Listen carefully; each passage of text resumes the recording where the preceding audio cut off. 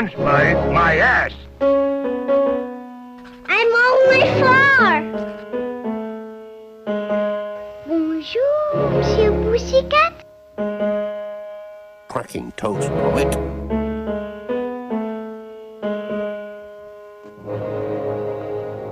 Start spreading the news. Hello, everyone, and welcome to the short podcast about short films. I am your host, and we are discussing the Academy Award for Best Animated Short. Today's episode is about the 17th year of the award at the 21st Academy Awards, which celebrates the films of 1948. Today's guest is a writer with her works available on her newsletter, Mumblings, Musings, and Mullings. Please welcome Engwari. Hello. Hi. Thank you for having me. Well, thank you for coming on. It's a pleasure to have you. So before we get into the shorts, tell us, what is your familiarity with this category? So for the most part, like, I am a big animation fan, so I have watched some of the shorts, but I don't really seek them out a lot, to be honest. But the shorts that I have watched a lot are the ones that usually are the newer ones that, play in front of the Pixar and Disney movies, because, they usually play a movie, one of the short films every year, and usually they're the ones that win because, of course, it's Disney, so they own everything and win everything in that category. So I'm familiar with, like, all the newer ones. So I'm not super familiar with the old ones, but after watching the old ones, like, the old ones are just like, like Tom and Jerry and Mickey Mouse shorts. So, of course, I've seen all, like, I grew up with those, so nothing too crazy out of my range. Yeah, it's like, that's what I really like about this category. It's that, like, usually with the other Oscar stuff, it's like, oh, the old ones nobody knows about, and it's only the newer ones people care about. But with animated short, it's like the old ones are the ones that people know. That's with all the famous characters, and it's usually more of the newer stuff that kind of, like, people don't really care about because people don't really care about short films in general, which is why I started this podcast, to let people know about short films. Yeah, I mean, it's a cool idea. I mean, people need to, like, I need to do better at watching them as well. Like, I just kind of just jump in when I see them. Maybe, like, if it's like post on YouTube and someone posts the link, then I might watch it. But I definitely need to do better at, like, consciously seeking them out, Yeah, that's what this podcast is about. Just trying to encourage people to go and seek them out, trying to find some shorter entertainment. But yeah, let's get into these nominees. This year has 5 of them. Our first nominee and the year's winner is The Little Orphan, directed by William Hanna and Joseph Barbera. After taking a brief hiatus from winning this category, Fred Quimby and Tom and Jerry are back at the podium. This is the 11th nomination and 6th win for Fred Quimby, and the 8th nomination and 5th win for Tom and Jerry. This short also features Nibbles, the titular orphan, in his 2nd appearance ever, making this his first nomination and first win. Nibbles is perhaps one of the most popular Tom and Jerry supporting characters, and is defined by 2 things. First, he is small and cute. Second, he is a hungry bastard. And in The Little Orphan, we see Jerry the Mouse alone on Thanksgiving. His doorbell rings and in walks Nibbles, an orphan that Jerry has agreed to let stay with him for Thanksgiving dinner. However, when Jerry has no food in his cupboard, he and Nibbles go out into the house to feast on the Thanksgiving dinner laid out by the humans. Also, Tom the cat is there. He's a very supporting character in the short for some reason. And I just want to say that this episode is going to come out a few days before Halloween, and it's funny that we're talking about a Thanksgiving-themed short. Engwari, start us off. What did you think of The Little Orphan? It was pretty standard classic Tom and Jerry, so nothing too surprising. The one thing that kind of stood out to me first of all was, like, kind of the casual racism. Yeah. With, like, of course, there's, like, the mammy figure that we've always seen in the Tom and Jerry short films, like, that, like, I'm used to that as well. But then they were kind of doing the, what is it, like the cowboy and, like, Indian, the Pilgrim and Indians fight. Yeah, Pilgrim and Indian type thing, the Native American stereotype, and, like, kind of with obviously Thanksgiving theme, which I thought was, like, kind of hilarious. I was like, oh, we really are in the 1940s. Yeah, it was really like, there wasn't, like, anything super crazy about it. Like, it's interesting to me, like, why that one specifically won compared to the other short films. But maybe Hanna and Barbera, they're very, at that point, they were pretty well known, right, with their name brand. Yeah. So that might be a big factor as well, I'm assuming. Yeah, like Tom and Jerry was really big at this time. Like this is their 5th win in 6 years. So it's just like Oh, they okay, were pretty big. And like and so yeah, the only year they didn't win in this streak was the previous year, which went to yeah. Tweety Short. Yeah, I didn't realize they had so many Oscars. I mean, Oh they yeah. are legends in the animation world. Like everybody knows them. Yeah, they come out for Tom and Jerry specifically, they come out to 7 wins and 13 nominations in total, which is more than any other character. And so yeah. Oh, um interesting. but yeah, and of course, like we end up having to talk about a lot of racism in these shorts on this podcast because I I had seen all these shorts before starting this, but it's also like I forgot how many were like so racist and so dated in this aspect. And it's just like, that's just what they found funny back then. They enjoyed racism, and you Yeah. just gotta, acknowledge it and like accept that is part of the past and try and move forward or try and be Yeah. better than we used to be. Yeah. So, like it is funny because even though with the outdated racism and all that, I wouldn't even say it's outdated because, like, listen, some of this new stuff we see it now these days. But Yeah, like we still got people dressing up as Native Americans for Halloween and stuff. Yeah, literally. Yeah. So we can't even say it's outdated. But I did think it was interesting was how I feel like animation in general is just such a timeless medium. Like it feels like even when it's older, it still feels so much more like modern and more accessible. I feel like as a medium compared to older like live action films. Like we could show a kid Tom and Jerry and they would love it, but a kid might not really be into like a live action film from the 1940s, or like even like adults like don't like films from the 1940s these days. Like you have to be like you literally see the meme right now going on Twitter with like or like on TikTok about like calling all of us pretentious on film Twitter and all that stuff. But like it's funny because that era is still so accessible in animation, like especially for like all the classic Disney films and stuff like that. Nobody would ever really. Most people don't say stuff like Cinderella and stuff like that super outdated. I mean, some people do, but that's just stuff that people like go back to over time, which I think is really interesting. And it sucks that animation I feel like is so disrespected as a medium at times because it really is the one medium that really has gotten generations of people to like keep going back to over and over again and really have united like different demographics. Exactly. Like people view animation as like a medium for children, even though it's kind of like because they view it as for children, that is what makes it kind of universal. It's because like either we all watch it as kids and that we are become nostalgic for it as we grow older, as it's like, and also like how going back to how you were saying how all these shorts kind of like are timeless. It's like I remember when I was first getting into the Oscars and first like learning about animation history and stuff, as like I was shocked to find out that all like the Donald Duck shorts and stuff came from the 1940s. As it's like, are you telling me these weren't made like 10-20 years ago? No, it's so true. But if you think of like the stuff that I was watching could have been literally from like the 40s that were like on TV. And like even like which one was it? I think maybe the Little Orphan and maybe it was Mickey and the Seal. When I was looking up the shorts to watch them on YouTube, I saw that they had been like remastered for like on the Disney page.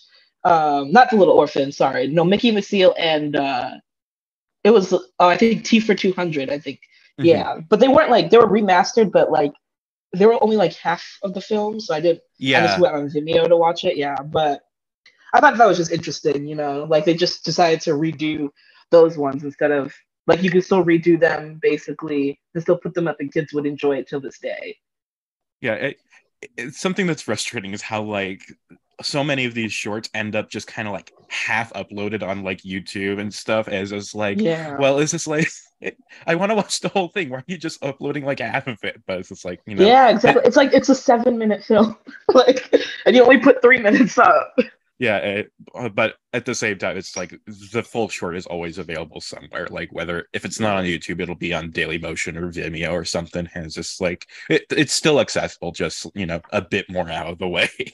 Yeah, Yeah, Yeah. so yeah, I found them all I think on there too. Except I think T for 200, I think that was the only one I found all on YouTube. But yeah, so everybody make sure you try to find, if you just Google the word, like the name of the Yeah. short film with Vimeo, everybody you can find them. Yeah, like when I'm like looking up the shorts to watch, I just go to like the Letterboxd page, copy the title and year, and just right click search on Google, and then you'll find the full short pretty quickly if you go to the videos tab. Yeah. Yeah. Uh, so back to the little orphan. That is what we're talking Yeah. about. Um, so as I kind of said before, I really love Nibbles as a character. I think he's so cute, and we do see him a few times in this category. As just like I think like this is kind of his introduction. I know he was in one short before, but still, this is like a bigger introduction for him. And yeah, I just think he is the cutest thing I've ever seen. Like from the moment he just walks in and how he's just like devouring everything. I just absolutely love him. Yeah. Yeah, I love the animation a lot. Just kind of how, like Hanna-Barbera were really pioneers in terms of like how they like really used the animation back then and how they animated characters and like made them, for lack of a better term, animated. And Mhm. like Nibbles definitely shows that a lot too. Like I definitely remember seeing him growing up a lot in like a lot of the short films I watched as well. I did think it was just kind of funny just seeing like the way they just terrorize Jerry, like not sorry, Tom, Tom. all the time. Like that Yeah. was always my favorite part growing up and watching like Tom and Jerry shorts. Like something like now it gets to the point where like I feel a little bad for him. Like now that I'm an adult, like as a kid I thought it was funny, but now I'm like, damn, leave him alone. He's like an old man. Yeah, it's like in some of the earlier Tom and Jerry shorts, it is very much clearly like a big guy, little guy dynamic. Tom is after Jerry and he's out trying to defend himself. But in this short, in a lot of the later ones, it's like Tom is just kind of there and he gets wrapped Yeah. into the conflict. Like here, it's just like he's just minding his own business. Then Jerry Nibbles drink his milk, and then and then after that, he's still just on his own. And it isn't until they throw an orange down his throat that he's just like, Yeah. okay, I gotta put a stop to this. Oh yeah, no, that part was funny, and I was thinking like, oh my god, obviously just animation, but I'm just like, Jesus, that like he didn't do anything. He was sleeping, and next thing you know, a huge orange just like lodges down his throat. I But was it's like, that's funny. hilarious. Yeah, it's funny, Clearly. exactly, and that's why we laugh at things like that, and it's still funny to this day, 80 years later. Yeah. And speaking of the orange, one of my favorite parts in these Tom and Jerry shorts is when somebody eats something and then they take the shape of that thing. So like when Yes. Nibbles eats the orange hole and just becomes a ball. Yeah. It always That's gets so me. funny. Jerry's so concerned. He's like, "Oh my God, get it out! Like, you can't just eat a whole orange." Yeah. Yeah. Yeah. This is a good short. This is just Tom and Jerry fun. Yeah. And I like the ending of it when it's like they put aside when Jerry and Nibbles agree to stop beating up Tom and just eat dinner together. Yeah. And then of course Nibbles eats the whole turkey. Yeah. Uh, That was funny when they just took like they were like really like nipples like uh, yeah, yeah. great short. Anything else you want to say, or should we move on? We can move on. Yeah. All right. So our second nominee is Mickey and the Seal, directed by Charles A. Nichols. This is Walt Disney's 25th nomination in this category, the 7th for Mickey Mouse himself, and the 6th for Pluto. While this is not Mickey Mouse's final nomination, this will be the last time we see him during the golden age of animation, which is from the like 20s and 30s up to the 1950s. With his final 3 nominations coming well after 1980. We touched on this when discussing his previous nomination, Squatters' Rights, but as a refresher, Mickey Mouse took a hiatus during World War II, and once he came back, he was a lot less popular than he was prior to the war. This led to a severe decrease in output compared to pre-war and the gradual phasing out of the Mickey character from the theatrical shorts, which itself was a dying art form as the 50s progressed. There would only be 4 more Mickey shorts after this one before the hiatus, all of which would feature him in supporting roles rather than as the lead, taking a backseat to Pluto, who was a much more popular character. However, this doesn't mean that Mickey Mouse has died or anything. Instead, Mickey became more popular on television, in particular with the Mickey Mouse Club, with the first episode of that series airing 2 years after his final short. But that's enough about the mouse. Back to Mickey and the seal. The short starts with Mickey going to the zoo and feeding the seal some fish, which apparently was something you could do back then. Once Mickey finishes, a snail sneaks into his basket as he's leaving and goes home with him. At home, Pluto finds the seal and tries to alert Mickey, but Mickey, as usual, never gives Pluto the respect he deserves. So Mickey draws a bath and the seal joins him without his knowledge. Hijinks ensue. Now I kind of like this short. Like, it's nothing all that special, but it's a very standard, solid Mickey short. Although it is incredibly unsettling to see Mickey Mouse naked. Like, Yeah. he is just this very smooth thing, and it is unsettling. Like, there, you can't see any details on him, and that just makes it so uncanny and weird. But as for the comedy, it's standard fare. Like, you have Pluto barking at the seal and Mickey doesn't believe him, and then you got like Mickey's trying to scrub his back with the brush, but the seal is getting scrubbed instead. It's standard comedy, and it's fine for what it is, but it's also nothing too spectacular or anything. It's just a fine Mickey short. How about you, Yeah. Engwari? That's how I feel too as well. I did think the best part was when he was in the bath and I was just trying to figure out like, okay, Mickey, when are you gonna notice that the seal is right there? So I thought that was funny. Yeah, like that's the part that I really enjoyed the most. It was like interesting as well, just kind of looking at how Mickey Mouse has changed over the years and Mhm. Pluto as well, which I thought was really interesting.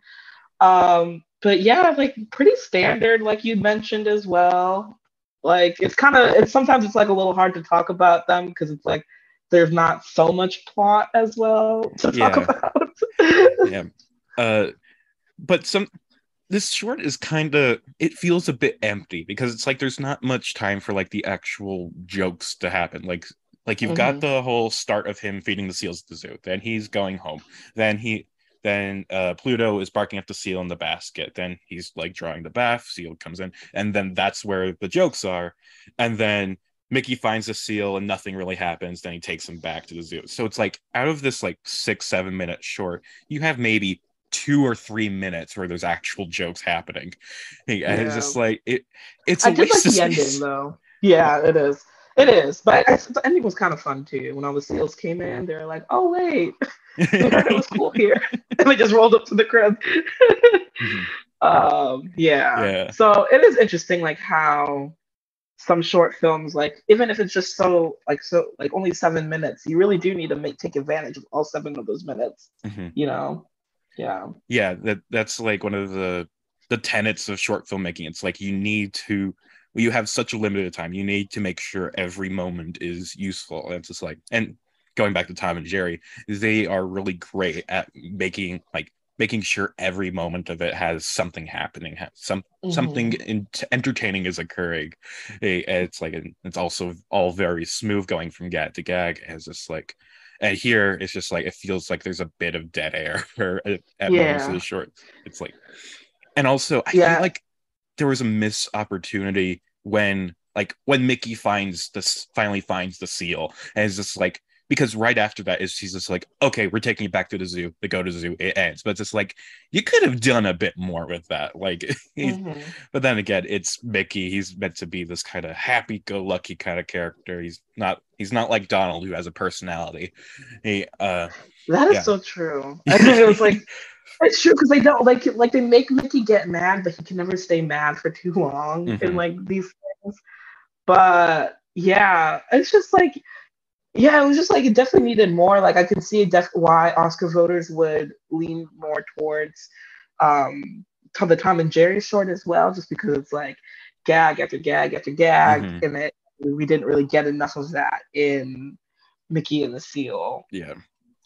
Uh Also, you touched on how like Mickey's design has evolved over the years, and I just want to say while watching it is just like I don't really like this design of Mickey. It feels very bland, and it's just like, which, Yeah. is fitting for Mickey himself. He is a bland character, but I feel like there's not much personality in this design as there was in like some of his like earlier incarnations. It's just Yeah. like it's a very, very lifeless Mickey. And like, I agree. And like isn't Pluto as well? Like I can see why Pluto was more popular during that time as well, because Pluto was a little bit more animated. mhm. But even then, like I've seen like different variations that like stood out to me more. So yeah, not the best effort from the Disney company for this one. Mm-mm.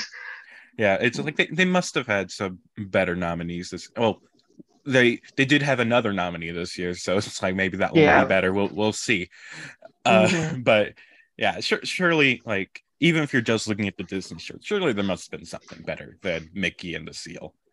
Yeah. Uh, and that's a They're good just place to like, move. we'll give it to they're like, we'll just give it to the Tom and Jerry Yeah, again. just Like, well if you don't have anything else, just give it to Tom and Jerry. That's how they won so much. Uh, so our third nominee is Mouse Wreckers, directed by Chuck Jones. This is the fourth nomination for Edward Selzer and the 12th nomination overall for Warner Brothers. Something interesting here is that while people tend to view Merry Melodies and Looney Tunes as the same franchise, they are distinct series within Warner Brothers, both of them running concurrently throughout their history. And when it comes to Oscars, for some reason, they tend to nominate Merry Melodies films, even though there is literally no difference between Merry Melodies and Looney Tunes. Like they are interchangeable, at least at this time. Uh, but however, this is the first official Looney Tunes short to get an Oscar nomination.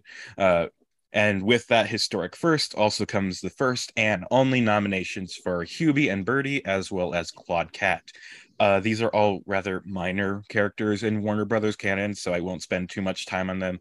But I'll mention that this short features a redesign for Claude the Cat in order to distinguish him from the more popular Sylvester.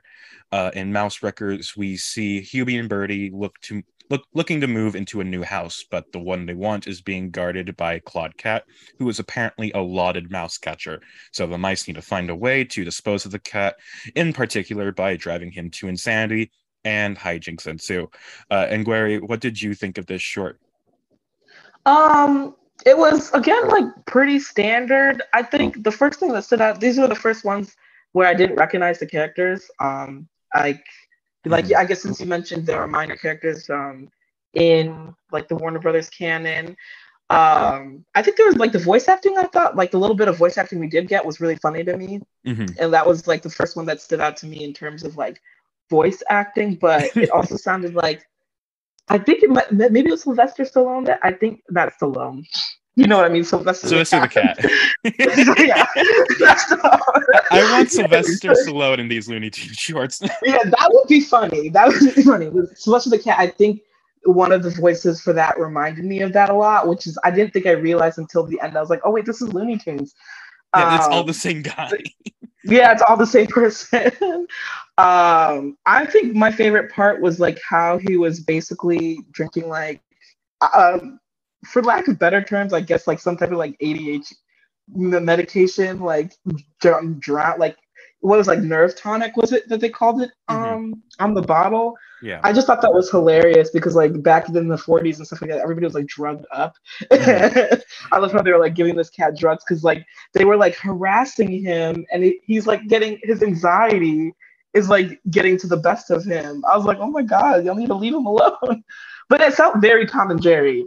So Mhm. that's why I think I can see why Oscar voters would be like, okay, we could go with what we're familiar with, or we could go with like this new one that's basically just like Tom and Jerry light, but with like the less popular characters. Yeah, at this time, everybody was just trying to copy Tom and Jerry, get the success that they had, and most of them didn't really succeed. but Yeah, I uh, can see that. but yeah, for this short, I did not really like this. I just felt Mm. so bad for Claude Cat that like I couldn't laugh at his misery. It was just like Huey and Bertie are just torturing this poor cat Yeah. as this Well, like he literally has anxiety. Like, yeah like leave him like alone. as just like as just like they're gaslighting him as just like literally it's just like Yeah, literally. And it's just like uh, it's so mean that I can't even find it funny. That it's just like I just feel bad, and it's not pleasant to watch. Yeah. Oh And god, they only did it because like they weren't even like hungry or anything. They just wanted to be by the fire. yeah. Like you They could have just asked him. they could have just gone to a different house that didn't have Yeah, a cat. It's like not totally. everyone was a cat owner, but Yeah. but it's just that they enjoy torturing cats and stuff. I think I did read up a bit on their characters because I also wasn't really familiar with them. And like Hmm. apparently this is their whole thing is that they are very I forget if it's masochistic or sadistic, but whichever one of those means you like torturing people. Well, I think sadistic because yeah, masochist I think is for when you like to torture yourself. yeah. But yeah, they're very sadistic characters. Like all their shorts are just like to the extreme of the like. So like, there's a Tom and Jerry dynamic where it's like on one end you've got the cat is trying to eat the mouse. It's like it's very Jerry's the victim. On the other hand, it's when Jerry is torturing Tom for no reason, pretending that Hmm. it's self-defense when really it's just he's being mean. And it's like Hmm. Hubie and Birdie are so far off on that end, and it's just like it it's just unpleasant. I keep saying that, but it's just like I Yeah. was not a fan of this. Yeah, no, I agree. I agree. It wasn't like a standout as well. Like it didn't feel like too even on even playing fields. Like it was just unfair. Like just let him sleep. Yeah, it's just like and it's just like they could have just snuck around him while he was sleeping too. They didn't need to do that, but of course Yeah. they wanted to do that. Like they don't care about the house; they just enjoy torturing the cat. It's just like, Yeah. I can see why they're like not as popular characters. yeah. Yeah, I'm sure they retired them quickly after a while. They had a few shorts, but it's just like they didn't stay for too long. Yeah. Mhm. I feel like we've run out of things to say about this. Yeah, I don't know. Yeah, they were mean. We felt Yeah. bad for the cat. I'll just say that I did kind of like the last gag like where they kind of glued all the furniture to the ceiling and stuff. Mm, Like I thought that was a bit creative, as it's like how they've got the fishbowl out one window and got like a sideways painting out the. I think that was like a really creative setup, but still, yeah, that was it fun. it was also the final straw for Claude Cat, so I felt bad. But I Yeah, like like the he literally had creativity. a nervous. He's Yeah, literally going to the psych ward after that episode. I'm sorry. yeah, Like, exactly. He has been forever ruined. uh, mhm. But yeah, our fourth nominee is Robin Hoodlum, directed by John Hughley. This is the first Oscar nomination for the Studio United Productions of America, or UPA for short. And in fact, this is the studio's first short after their partnership began with Columbia, who hired them after shutting down their in-house studio Screen Gems. However, like Screen Gems, the studio itself gets listed as a nominee rather than a specific person. So I have to go and search and find out who is the actual nominee for this short. And I believe in this case it is Stephen Bosastow, I'm not sure how to pronounce that, uh, who would go on to be nominated many times for UPA. So I'll count this as his first nomination. When Columbia first signed UPA, they were of course wary about the quality of content that they would produce. So as a sort of trial run, they signed UPA to make 3 shorts using their already established characters, Fauntleroy Fox and Crawford Crow, or just Fox and Crow for short, who, if you're not familiar, had a sort of Bugs Bunny Daffy Duck relationship between them. Robin Hoodlum was the first, and it got an Oscar nomination. Another was The Magic Flute, which will be nominated next year. Columbia, understandably, was happy with UPA's output and let them start making their own ideas, which we will discuss in more detail at a later time. And before getting into the plot description, I just want to point out the director, John Hughley, who will be a name we repeat a lot on this podcast as he goes on to form his own studio later on. But back to Robin Hoodlum, it's, of course, a retelling of the story of Robin Hood, with Fox playing the role of Robin Hood and Crow as the Sheriff of Nottingham. Yes, Disney was not the first to cast a fox as Robin Hood. UPA got there first. Uh, so I thought that this short was very boring.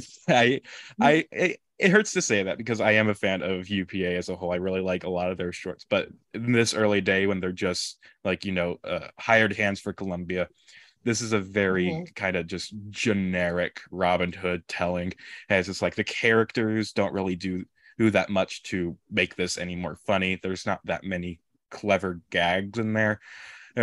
But I something I do want to say is that I really do like the design of the whole world and stuff. I think like the UPA becomes famous for their design, like their style and stuff, and you get a lot of hints of that here. It's really gorgeous to me, at least. But yeah, how about you? Yeah. So actually, I have to disagree because this was my favorite one. So Oh, I actually did like don't this one a spoil your lot. ranking at the end. Yes. Oh, I'm sorry. I didn't realize you were ranking. I told you we were ranking. Oh yeah, you did. Okay, that's my bad. But I did like this one. Ignore. I didn't say that part. I didn't say that part. But We'll forget you said it. I did like. Yeah, but I did like this one. I think part of it was like you mentioned the design. The design of the world reminded me a lot of Sleeping Beauty, like that design, and so I think that's why I liked it a lot. I thought it was kind of funny, like the first gag at least when he was like running away from the arrows, and then he came like right when he got in, he was like hit by the arrows, and he was like, "I quit." I thought that was hilarious. Again, I don't recognize these characters a lot, but it did feel very like Disney as well. Yeah, they're not characters that stood the test of time. Yeah, so yeah, I didn't recognize them as well, but I thought it was kind of amusing as well. I think maybe I liked this one a lot, maybe just because it felt a little different than the other short films, which are all very like slapsticky. This one had a little bit more of a plot, like a beginning, middle, climax type thing. Like again, I can see why Tom and Jerry won this category, but yeah, I enjoyed it, and I thought the final scene where they like the way that he woke up was like with the tea. I thought that was funny too. Yeah. So yeah. Yeah, there's definitely a lot of like that UPA was like really trying to be different from other studios. Like they were formed after the Disney animator strike in 1941, and we're just like we want to be something different, and we want to try give more freedom to the animators and stuff so they can like build new ideas or whatever. And so we do see that a bit in these like early shorts from them, and as you said, it's like it's not trying to be Tom and Jerry like a lot of other shorts are. It's not trying to do the big guy little guy dynamic, and it just wants to tell the story of Robin Hood in an amusing fashion. And yeah, that is it. It is trying to be different. I can see that, but also I was just kind of bored with it. Fair enough. I think it could have like for a story that is about Robin Hood, we didn't see Robin Hood do anything with Robin Hood. Like we didn't see him steal or anything. Like he had this little song in the beginning, which I thought was kind of funny, where he was like, "And nothing for the middle class." And so that really amused me. But yeah, it wasn't like it did feel almost a little bit like the other short films, because it was kind of like this person chasing after another person. So I guess that's why I think all the short films in this category felt a little similar in that way. But it did stand out to me a little bit more than the others, I think, personally. But yeah, it didn't really feel like Robin Hood. Like you could have taken that exact scenario and put it with any other type of characters, and it wouldn't have really made a difference. And I just remember like right now that there was a Bugs Bunny short that I thought was around this time that had him as Robin Hood. It had a whole thing there, and I looked up just like when did it come out, and I think it came out like this exact same year or maybe a year later. So it's just like I'm curious, like was this just a coincidence? Like we've had coincidences in like similar shorts before, where like most infamously there's a Tom and Jerry short and a Bugs Bunny short where they're both like set at this concerts. They're playing the exact same song on the piano. They both have a mice in the piano that's interrupting the piano player. Like it's a very weird coincidence and stuff.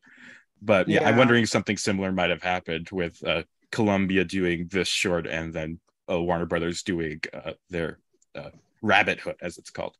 So yeah, I could see it totally being a coincidence, but I'm assuming back then, like animation was even smaller of a community than it is now. Like literally, I wouldn't be surprised if it somehow just like someone heard something and was like, "Ooh, that's a good idea. Let me take it over to the other studio real quick," and did that, Because I imagine that the amount of people who are like in the actual like American animation space is like just like in only like 1,000 or 2,000 people. Like I'm sure it was very small back then. Yeah, it got some Slugworths or something in each studio, just passing Yeah. ideas all around. Literally. Uh, Or like someone rejected a pitch and took it somewhere else and then picked it back up and like I totally believe that something like that could have happened. it's certainly possible. Although I guess I might be a bit more optimistic that like no, all these people are just creating their own ideas, and it's just like sometimes things kind of happen to be the same. It's like they're not I trying feel to like rip off anyone else.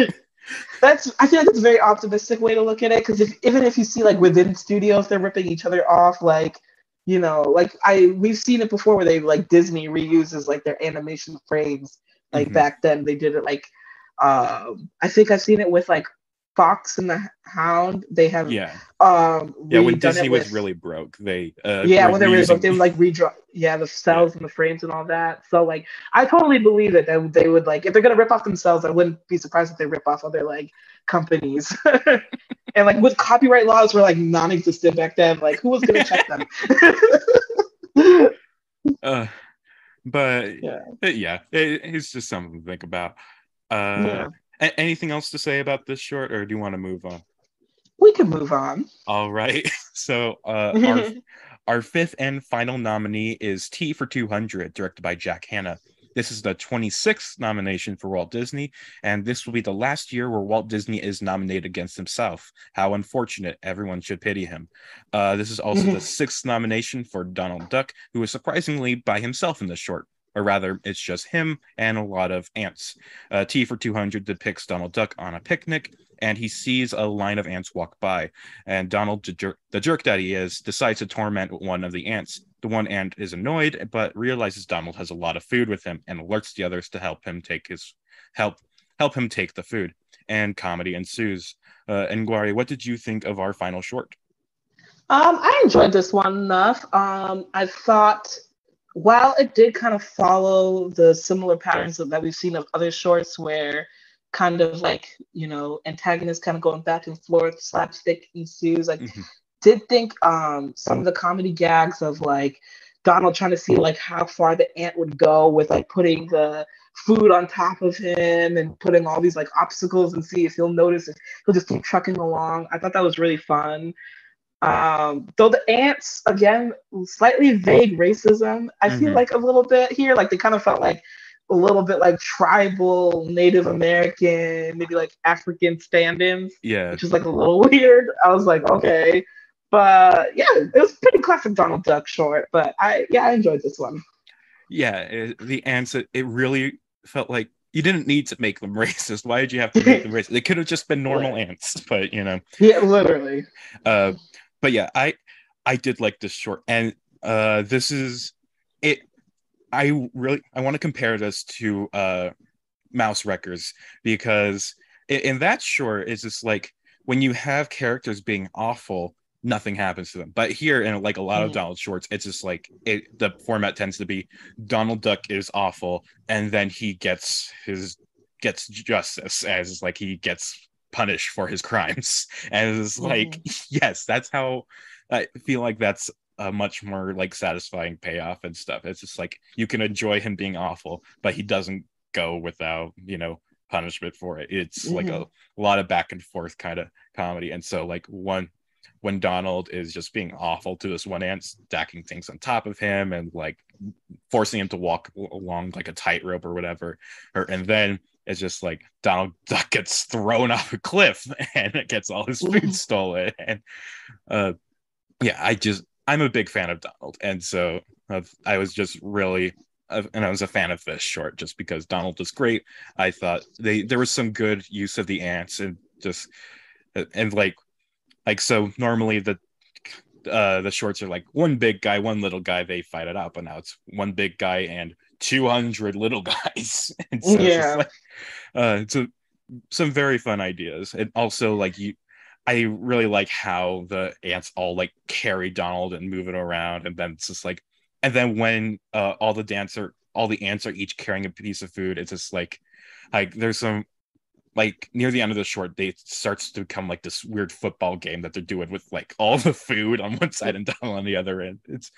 Yeah. It's a really fun thing. Yeah, I thought it was funny when they were carrying the cake, and then Donald tried to get at them, and they just split the cake into slices, Yes. and then ran away separately. So I thought that was funny.